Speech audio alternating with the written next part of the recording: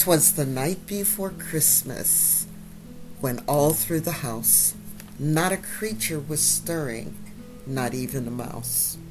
The stockings were hung by the chimney with care, in hopes that St. Nicholas soon would be there. The children were nestled all snug in their beds, while visions of sugar plums danced in their heads. And Mamma in her kerchief and I in my cap had just settled down for a long winter's nap. Hello, hello, hello, and welcome. This is Beverly Fells Jones, the Silver Fox of Consciousness, and I want to welcome everyone to my podcast. I'm an author, a speaker, and a seminar leader, and a conversationalist. Well, anyway, on this show, I talk about how to expand your world of thought. I want you to explore this world of positive thinking, Bible-based law of attraction, and consciousness from many points of view. Now, it is definitely my intention to share with you all types of information that will enlighten you, empower you, to be the best that you can be. I am here to encourage you no matter where you are in life, no matter what your circumstances are, no matter if things are crashing down around you or you are riding high on the clouds. I want you to always think in the positive, because miracles can happen. Because see, I truly believe that you have been given the power of the word, that's the words you speak, and the thoughts you think to create the life that you desire. Well, it is after Christmas. Are you relaxed? Are you sad? Are you just trying to figure out what you want to do? Are you lonely? You know, so many times we are just hyped up about Christmas and Thanksgiving, and we're getting ready and we're thinking of what we're going to do and where we're going to be and all of that wonderful stuff. And then Thanksgiving comes and goes, and then Christmas comes and goes, and in a few days it'll be New Year's, and it will come and go. And then you go back to work or your mundane, everyday life, and then you may be going back to school or whatever it is, and you may feel depressed. It kind of reminds me of when I was a kid. And I was watching Disney cartoons, and they said things about opening Disneyland in California. And I lived in Pennsylvania, outside of Pittsburgh. And I just kept saying, California was way, way, way, way far away, and there was no way I would ever be able to go to Disneyland and go to the amusement park. Now, I must be honest, there was an awesome amusement park in the Pittsburgh area called Kennywood. It was the it still is, I hope, the roller coaster capital of the world, and I lived right up the street from it. So I could go there, but the idea of the teacups and in reality, as a kid, that thing over in California was better than the one that I had right down the street, mentally.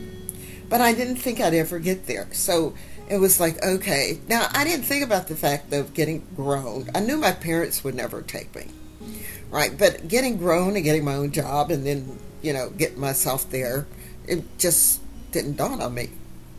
And then they announced Disney World in Florida, and the possibility came. And so the plan, so it was a 2-year plan of, okay, we need to figure out when we're going to go. Actually, maybe a year and a half. When we wanted to go, when can I get off from work, when could my then husband get off from work, and then we'd have his kids and my daughter, and how we were going to go. And I did all the research on, and talked to people who had been to Disney World, and they told me, you go in the morning, go home in the afternoon, come back in the evening. We had it all done. And finally the day came, and we drove to Florida. No, we had talked about taking the train, and there was an Amtrak train, and you put your vehicle on the train. We just drove 20 hours or something like that. And we got there, and we rested at the hotel, and then the next day we went to the park. Oh, I was so excited. I was more excited than the kids. And at that time, they had tickets for rides. So I had the park mapped out, and the A rides and the B rides and the C and the D rides. I just had those, and if we needed new tickets. And we were there for a week. And we were in Disney, I think we were in there 2 days. 2 or 3 days. And before we knew it, the week was over, and we were on our way home, and the car was quiet, and everybody was like, oh, we gotta go home. That's Christmas and Thanksgiving every year for people. The hype, the planning, am I going home for Christmas? Are you coming here for Christmas?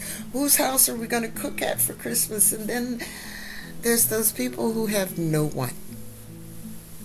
Right? That's why Denny's is open, and IHOP is open, and a couple other places are open on Christmas, because they realize there are people who have no one, have nowhere to go.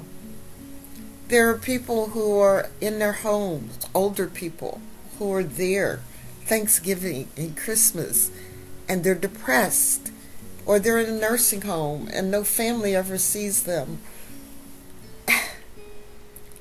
There's all kinds of things going on in our season. And then there's the depression that can hit after the holiday. And so, what's some of these stresses that can happen during these holidays, but also after? Number one is the loss or the absence of someone you love. The first year after my mother passed, Christmas was not the same. We always did Christmas at her house, so we still did it with my dad. We went to his house. But then after that, Christmas was at my house. Thanksgiving was always at my husband's mother's house on the other side of Pennsylvania, in Easton, Pennsylvania. Because once the weather hit, there was no way we were driving through the mountains to get to the other side of Pennsylvania. So Thanksgiving was there. When she passed, we went there to be with his sister and his nieces and nephews, and it wasn't the same. And eventually, we didn't go there anymore. And especially when we moved to Texas, then definitely we weren't going north for Thanksgiving. But it was difficult. So people are lonely during this time.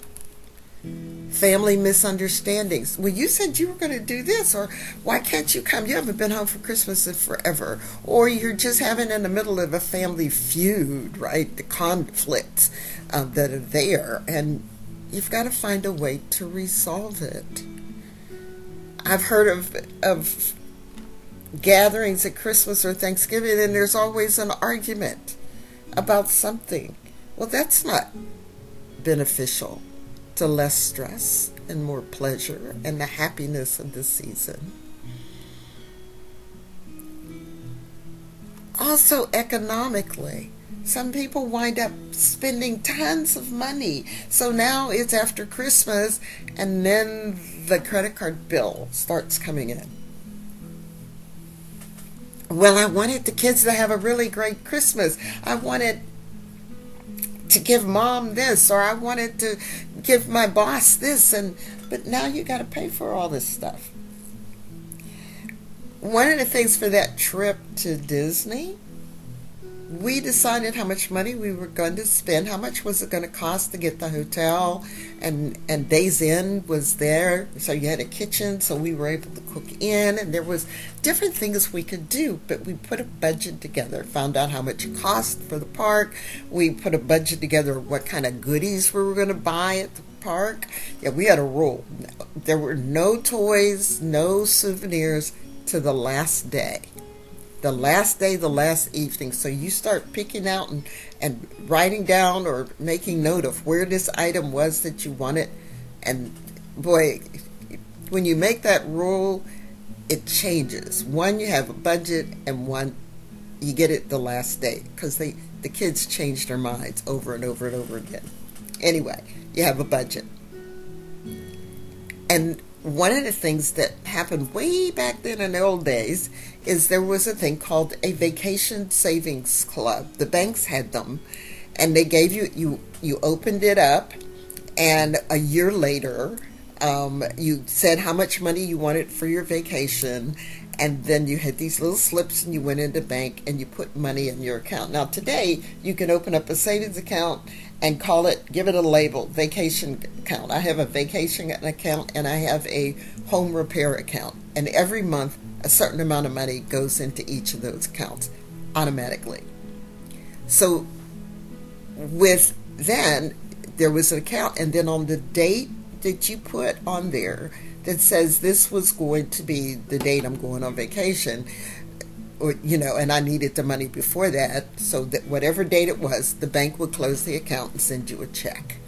And now you had the money for your vacation. They also had a Christmas savings account, and you put it, and that check came to you the first part of December. But they don't have that. They don't promote that anymore because they want you to use your credit card. So be cognizant of what you're doing. Remember, it's the reason for the season. Remember that it's not about the cost of the gift, unless you're in one of those relationships where you got to buy something expensive, and then personally I'd say I'm out of it. I give personal gifts. This year I made pineapple vinegar. Oh, and I owe a guy some pineapple vinegar. I got to send it to him. And I also made tea wine from tea. It's good. Oh, it's so awesome. Anyway, but for my friends that are close to me, they know that I'm not going out and spending a bunch of money. And I go, if you don't want the tea wine, let me know. And the pineapple vinegar is like, oh, you're making pineapple vinegar again this year, aren't you? Which I really hadn't planned to, but it was a request. So I just made it again.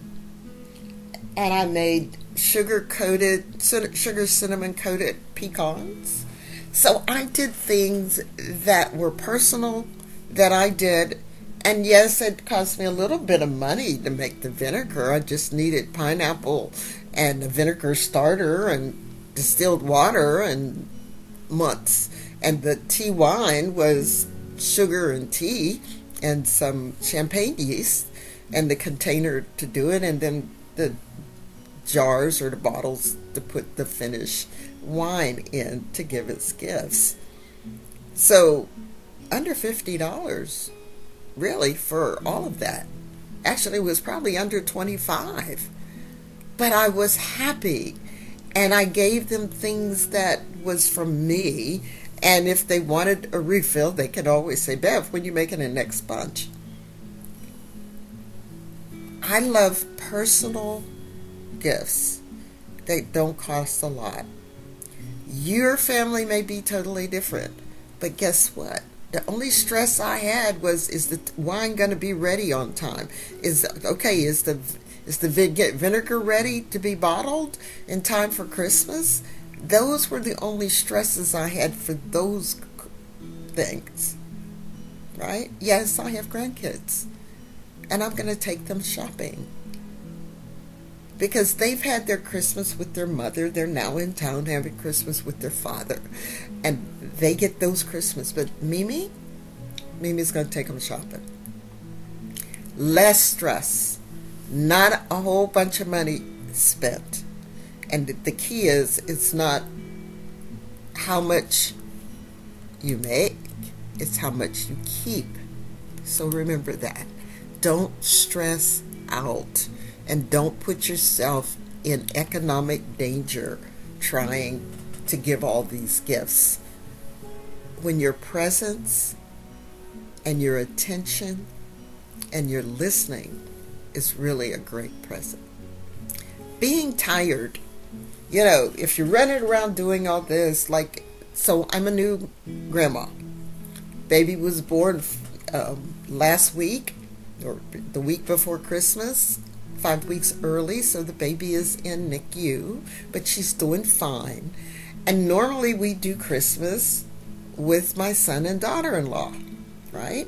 Well, she couldn't cook this year, and she would take care of the turkey and other things. And I said, the original plan was for them to come to my house for Christmas because my son's children weren't coming till later. So come to my house for Christmas, I'll cook and y'all relax. Well, that wasn't happening because she wasn't able to, get up and out. So I took Christmas to them. So I spent the first couple of days doing things. She likes turkey, and I wanted ham, so I made a turkey breast.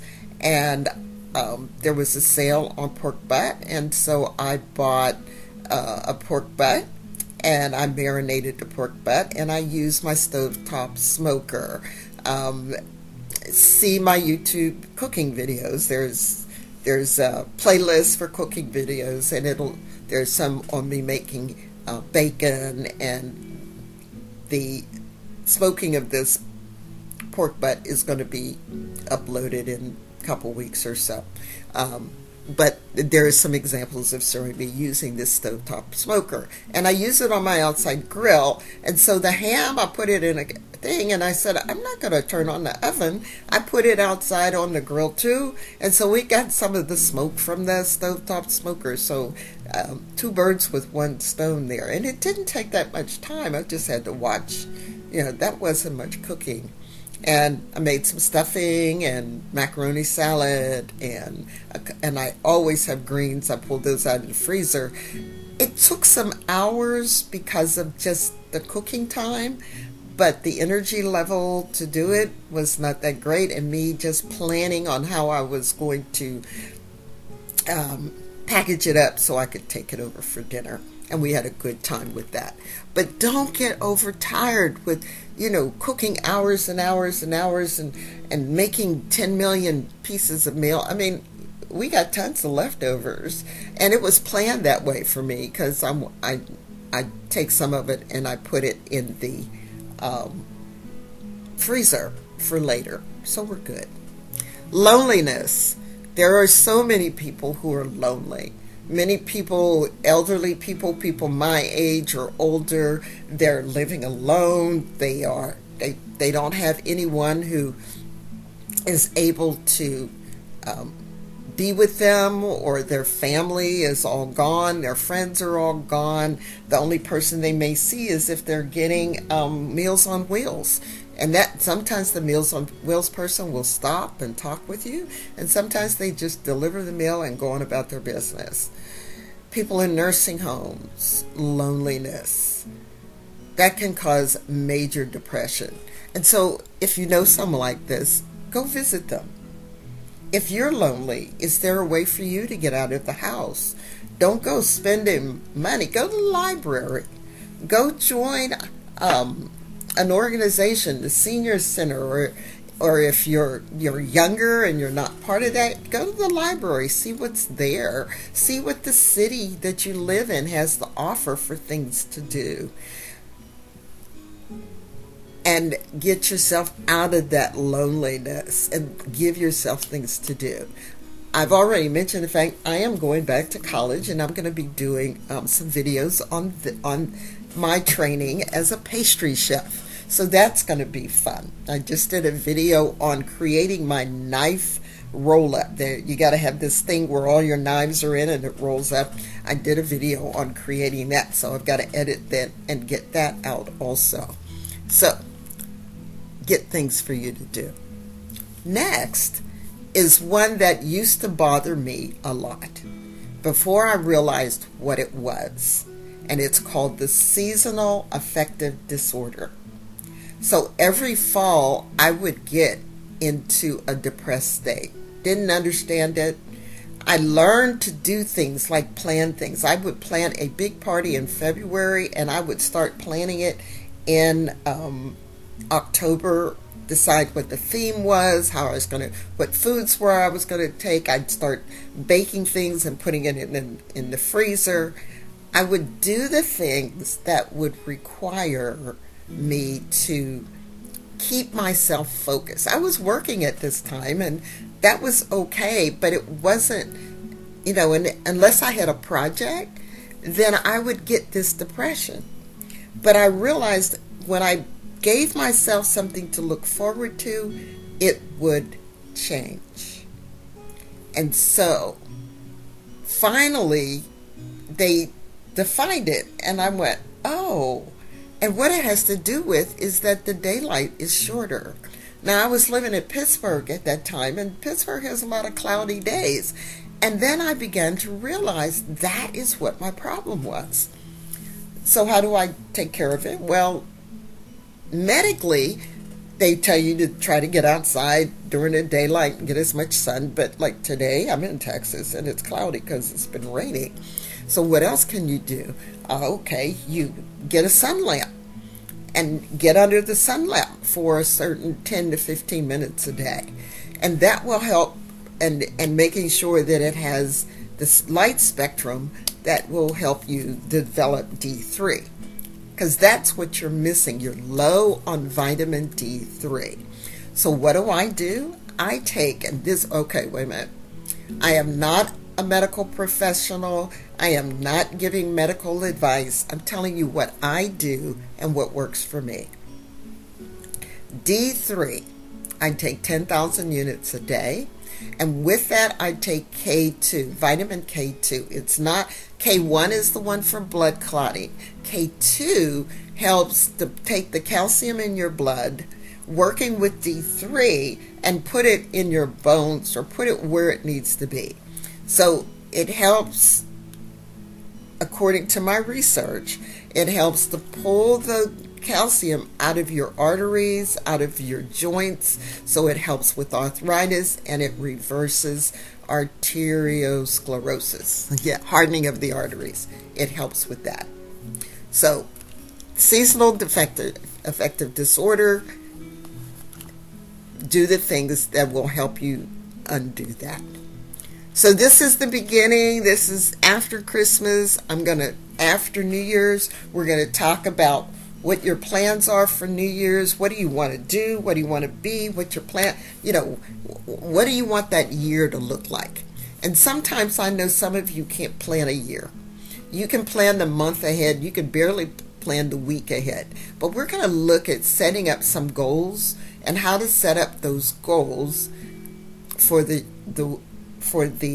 month, the quarter, the year, whatever you want to do. And I'm going to be using the Napoleon Hill program. So those of you who are listening to me on YouTube, there's a playlist, and the playlist is Manifesting Napoleon Hill.